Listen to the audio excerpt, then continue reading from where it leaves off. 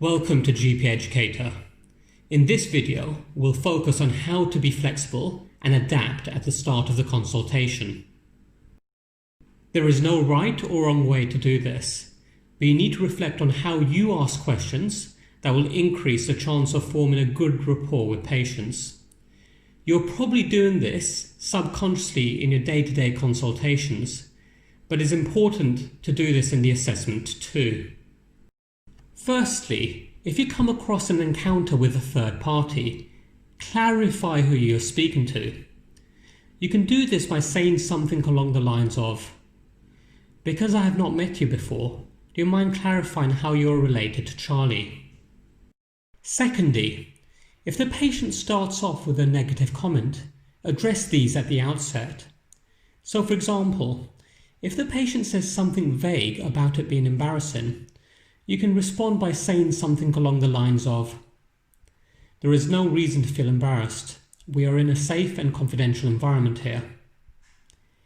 If they are more specific about the problem, you can say something more specific like, "There is nothing to be embarrassed about. We come across this a lot." If the patient says something negative like, "I'm sorry to bother you," an appropriate response could be, "It's no bother at all. I can see this is having a big impact on you, so I am glad you have come in. Tell me, how did it all start?" Thirdly, it is important to reflect on how you consult a patient with a list of problems. I usually go through the list, and then I'm usually positive about the list, and say something along the lines of, "I think you're right. All of these things need to be addressed. Was there anything in particular you wanted to discuss today?"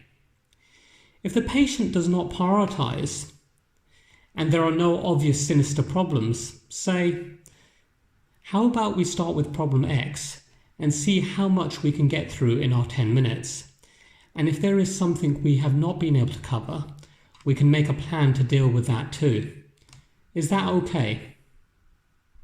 And lastly, it is worth reflecting on how you change your consultation when a patient is coming for results, and whether you give the results at the start of the consultation or not.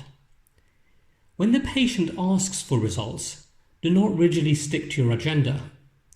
I usually say, "I have got the results. I can either give you the results now and then go through your history, or I can go through your history and give you the results in context.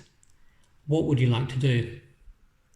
However, sometimes if the results are negative, it is easier to give the results at the start, so you could say something like, "The results are normal, but because I have not met you before, I'm just going to go through your history so we can decide what to do next. Is that okay?" And sometimes, if the results are positive, for example, an STI swab, it is more appropriate to give the results at the start of the consultation, so you can then gather the appropriate information, including a detailed sexual history, in context. If you found this presentation useful, please feel free to look at all the other resources and videos on the GP Educator website.